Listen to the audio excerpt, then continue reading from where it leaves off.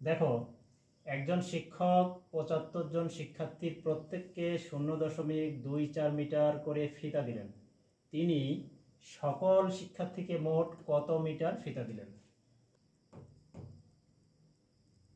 তোমরা জানো যে মোট একত্রে এইসব থাকলে আমরা কি করি, যোগ করি।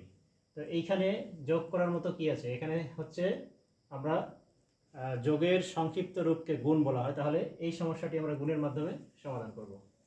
তাহলে কি লিখতে হবে? আমাদের চাওয়া হয়েছে এখানে মোট কত মিটার ফিতা দিলেন। তাহলে ফিতাটাকে আমরা এদিকে লিখব। লিখতে হবে কি, প্রতিজন শিক্ষার্থী, একজন শিক্ষার্থী ফিতা একজন শিক্ষার্থীকে দিলেন, একজনকে দিলেন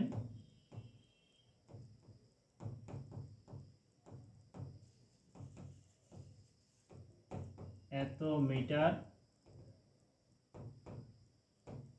ফিতা, অতএব ৭৫ জনকে দিলেন।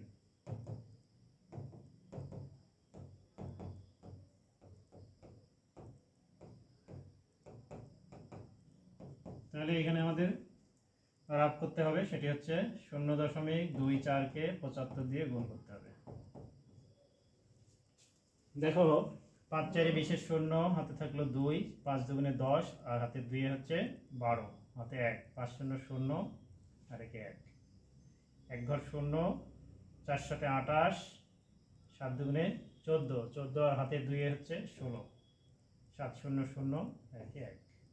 তাহলে ০ ০ ৬ একে ৭, আর একে ৮, আর এখানে হচ্ছে ১। আচ্ছা, কত ঘরে দশমিক ছিল? এই যে ২ ঘরে দশমিক ছিল। তাহলে এখানে আমরা দশমিকের পরের সংখ্যাগুলো যেহেতু শূন্য, সেজন্য আমরা পূর্ণ সংখ্যা নিতে পারি। এত মিটার ফিতা। তাহলে কি বলা আছে? তিনি সকল শিক্ষার্থীকে মোট কত মিটার ফিতা দিলেন। অতএব লেখা যাবে যে ১৮ মিটার ফিতা দিলেন।